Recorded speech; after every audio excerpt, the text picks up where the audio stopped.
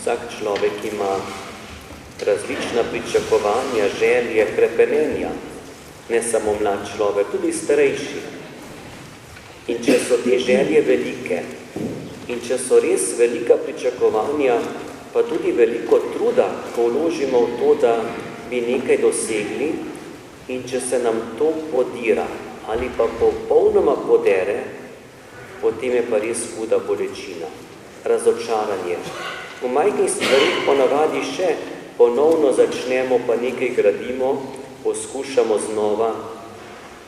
V velikih stvarih, ki se nam v življenju podrejo, pa včasih kar pustimo in obupamo ali pa rečemo, ni mogoče.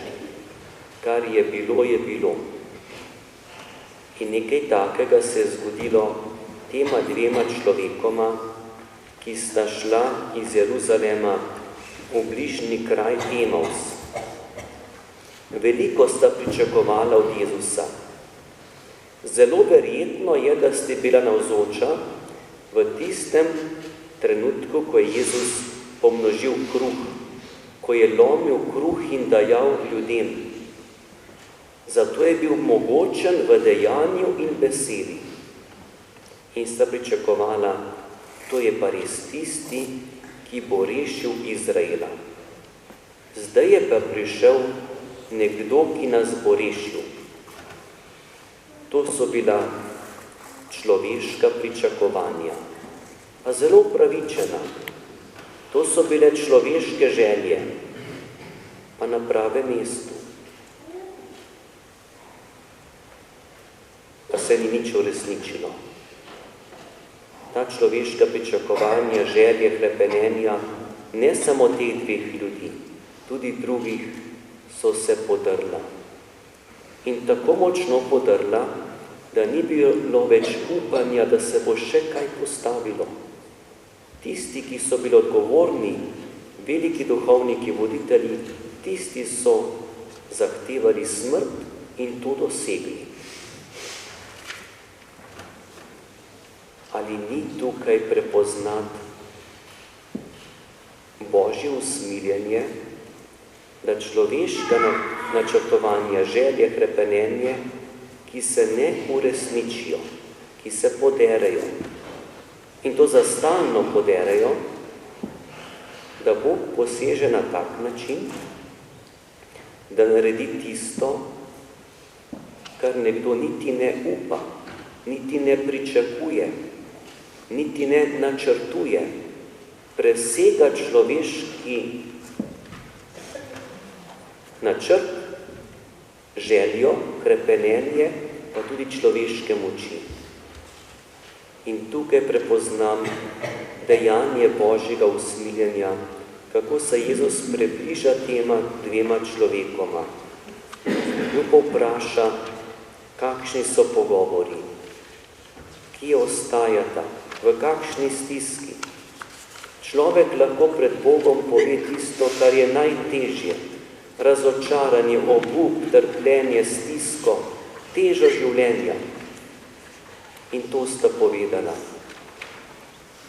In v usmiljenju Jezus povzame to besedo in začne z razlago tistega, kar pokaže, kakšen presežek je naredil Jezus Kristus. Kako je prestopil samo pričakovanje človeške želje, ampak ne samo rešitev Izraela, rešitev vsakega človeka, ne samo kolektivna, splošna, družbena rešitev, ki je začasna, lahko zelo lepa in vesela, pa minljiva, ampak taka rešitev, ki je trajna, ki ni samo za enega človeka in narod, ampak za vse ljudi, za vsakega izmed nas, tudi za danes, ko mi živimo. In zato je res na pravem mestu, da je sveti papež Janez Pavel II. Postavil ravno v ta čas tudi 9-dnevnico k Božjemu usmiljenju. Začela se na Veliki petek. Potrebna je bila Jezusova smrt. To je razlagal Jezus tema dvema človekoma. Potrebno je, da je Jezus trpel in umrl, zato da bi nam ljudem pomagal. Nam pa pomaga zaradi svojega usmiljenja. 31 let je, ko je sveti oče Janez Pavel II. V Rimu na trgu svetega Petra sestro Faustino Kovalsko prištel med blažene. To je bilo leta 93. In takrat je rekel: Bog nam je spregovoril po duhovnem bogatstvu blažene sestre Faustine Kovalske. Svetu je zapustila veliko sporočilo o Božjem usmiljenju in spodbudo k popolnemu zaupanju v stvarnika. Kakšno zaupanje v stvarnika, v Boga odrešenika sta imela ta dva človeka, ki sta še tisto uro, ko sta ga prepoznala, zapustila ta kraj Emaus in se vrnila k 11. Nista mogla drugače, kot da sta povedala to, kar sta doživela in začutila. Doživela sta Božje usmiljenje, odrešenje. In ko so to slišali 11. in tisti, ki so bili z njimi, so pripovedovali o svoji izkušnji. Kakšna dragocenost je Božje usmiljenje, če ga človek sprejme. Teh dni sem razmišljal, kakšen je vzgled današnjega človeka. Komu lahko primerjamo današnjega človeka? Ker smo naravnani tako na take oprijemljive stvari, se mi zdi današnji človek podoben nekomu, ki je kar nezadovoljen, pa ne ve, kaj bi rad.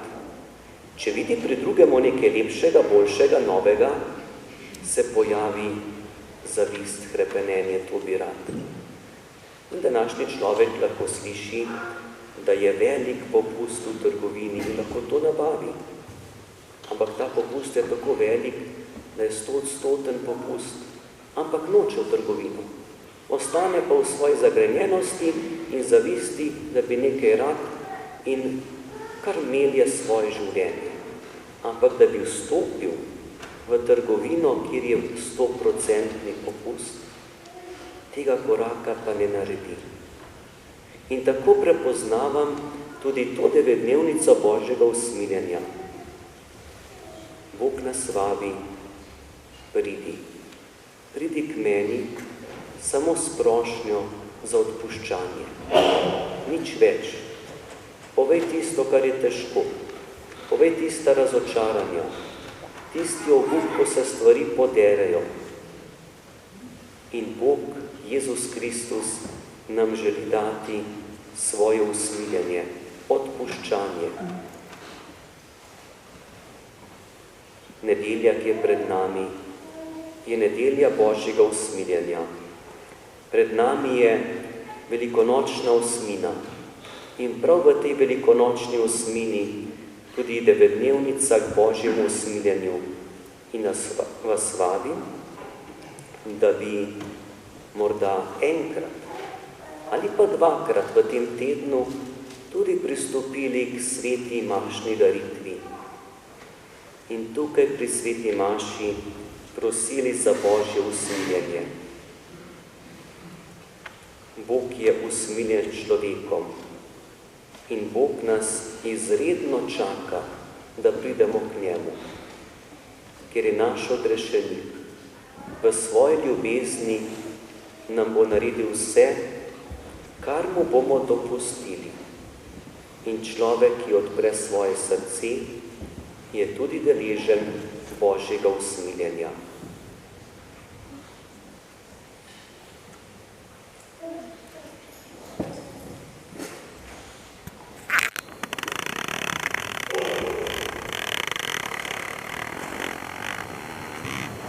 Bratje in sestre, v moči vstanega Kristusa, v zmago tema in smrti, smo vstopili z velikonočnim jutrom. Danes pa se zaupanjem obrnimo k njemu in ga prosimo. Vstali zveliča. Naj tvoja cerkev učinkovito sodeluje pri reševanju perečih mednarodnih vprašanj v blagom človeštva. Prosimo te, usliši nas. Naj nam bo tvoja beseda luč, Evharistija pa moč na poti življenja. Prosimo te, usliši nas. Naj bolni in trpeči bratje in sestre v tebi najdejo pomoč, tolažbo in rešitev. Prosimo te, usliši nas. Naj tvoje velikonočno zmagostavje opogumi našo mladino za delo odrešenja. Prosimo te, usliši nas. Naj tvoje vstajenje ranjem prinese polnost nebeškega veselja, nas pa utrdi v upanju na prihodnjo slavo. Prosimo te, usliši nas. Gospod Jezus, veselimo se tvojega vstajenja in te prosimo, ostani z nami